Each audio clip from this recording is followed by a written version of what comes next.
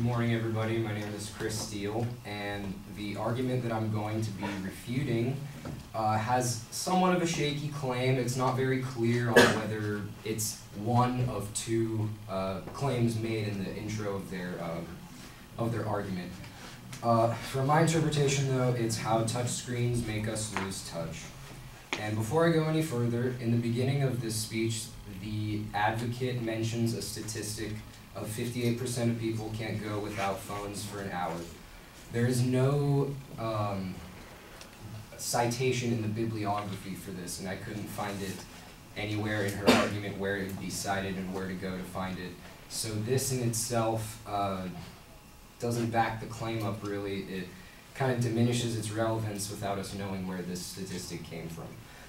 Her secondary claims that I'll be going over are as follows. Number one, digital communication is making us more isolated. Number two, the constant use of cell phones is making humans socially awkward. And number three, decreasing the use of your phone will actually help benefit you and your social life.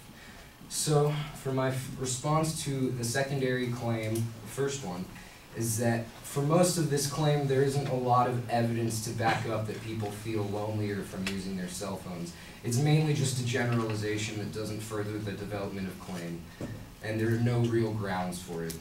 Another thing I'd like to point out is that there are surveys stating that 13% of people have used cell phones to avoid conversation.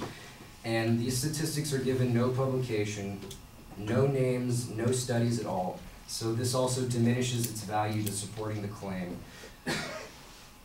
The next thing that I would like to go over is an article brought on by the advocate that mentions by Melnick from 2011. It states that people prefer online talking than in person, like face-to-face talking. And what I'd like to point out about this article that is used is that the whole article is actually about children interacting with robots. And seeing as that is what the article is talking about, it doesn't really back up the claim that digital communication is making us more isolated. It's very irrelevant to this claim in particular. Next, a statistic that I found to help refute this first claim is a poll of students done by Amanda Lemhart from Pew Research Center. And it shows that 83% of teen social media users say social media makes them feel more connected to information about their friends' lives. 70% of social media using teens feel better connected to their friends' feelings through social media. And that 68% of these teens also have had people on the platform support them through tough times and challenges. This contradicts the article that is mentioned by the advocate and is disputing a different conclusion than what is given. Also, another thing to refute this first claim is an article by Brian J. Allison, which is actually used by the advocate themselves, from the Journal of Computer-Mediated Communication. That today's youth don't necessarily feel that using the internet, IM, or texting takes time away from their relationships. It actually shows that 67% of these students felt that the interaction online helps them keep connected with their friends. And this is, again, an article referenced by the advocate, which is also countering their own argument, which is also in itself refuting the claim that it's making. For the response that I have for the secondary claim, which again is the constant use of our phones is making humans socially awkward, is a study first done by Australian psychologist Rebecca Matthews, and that a large proportion of respondents, 53%, felt that online networking allowed them to be in contact with people more regularly. And for 79% of the survey participants, it helps to keep in touch with people they have lost connection with. Also, 26% of the respondents state that they attend more social events when compared to using social networking sites than what they would be doing with face-to-face contact. Another thing I'd like to point out about this secondary claim is a quote given by Steven Strogatz about digital communication making it hard to differentiate between real and fake relationships in your life. And this quote is from an unreliable source. It's not in the bibliography, but I found it to be off of smallbusiness.com, and it is also usefully used in this article. Upon looking further, I also found that Strogatz is a mathematician at Cornell University, and him being a mathematician doesn't really give him the background to talk about this information really as like coming from a psychological view of this. So this makes his statement irrelevant to the claim of this argument.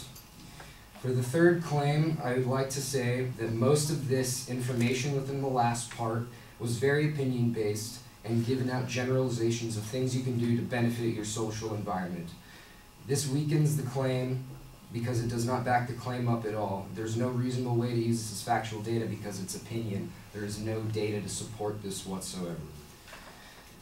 Another thing is that there's a point made about some neurobiologists who say humans need closeness, but this is also unsighted and there is no real data to support this claim whatsoever. So this is very much of a broad statement with no real evidence, which also diminishes the claim of this value. The last statement that is given is another opinion on something that you would like to, that you could do to help reduce your use of cell phone and social media technology, which an opinion doesn't really back up anything at all. I mean, everyone has opinions, so you can't just use an opinion to back the claim up. And one thing I'd like to note why it's important to understand the difference in this argument is that we need to know the facts about digital communication and its impact on our society. We need to realize what its effect really is before jumping to any broad conclusions about it. Thank you.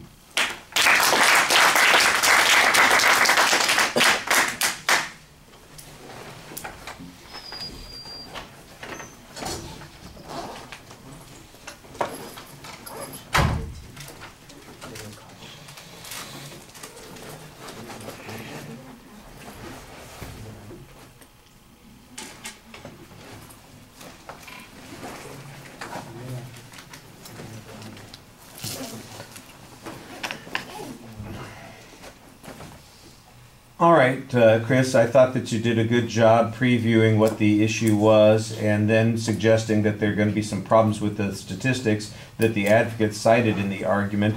You outline what the supporting structure is, so it should be relatively easy to follow. You get to the first point, and your argument is that the advocate failed to present any grounds, and you challenge the lack of source citation on the information that's being used, which I think is a reasonable challenge to make in that particular situation.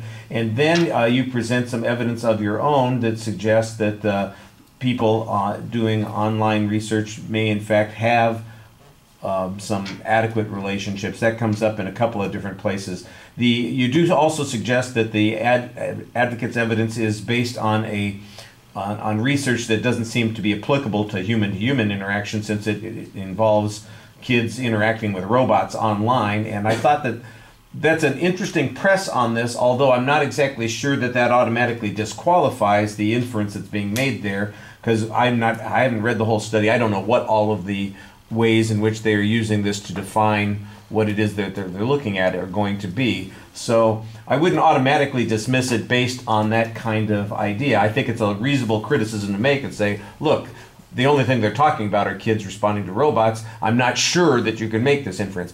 You have a tendency to try to present evidence and hope that we're going to figure out what the claim is there. You need to make your claims a little bit more explicit. And that happens on a couple of points. There was one place where you're presenting evidence from the advocate's point that I think suggests that it supports your position, but it got a little bit confusing because you didn't make a claim at that particular point and you're just using the evidence. I think there's a lot of information, a lot of statistics get presented that suggest that kids especially feel that their relationships are better, that people have greater contact, that it helps their interaction, understanding each other. I liked all of that data. I think that you've got the right point there.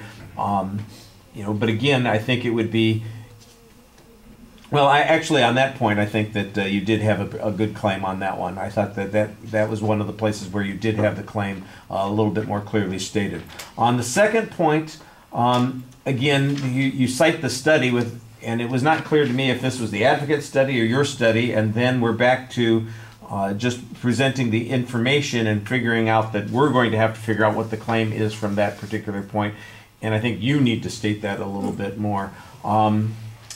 There's also criticism about the mathematician not necessarily being credible. Again, it depends on what the study was and whether or not the study involved some kind of analysis and statistical manipulation, in which case I think the mathematician might very well be credible. I just don't know. We don't get enough about this. Your attack is really on the source of their credentials, and I don't remember exactly what it sounded like. There was a bunch of statistical information in the argument anyway, so I'm not sure that that's problematic. On your third point, this is where you come down basically on the advocate by suggesting there isn't any evidence supporting this. There are no grounds that back this up. It's all claim without any substance behind it. So you've got a lot of claims without any data or warrants to justify those particular conclusions. And I thought you explained that pretty well. All right, so that was very reasonable. Thank you.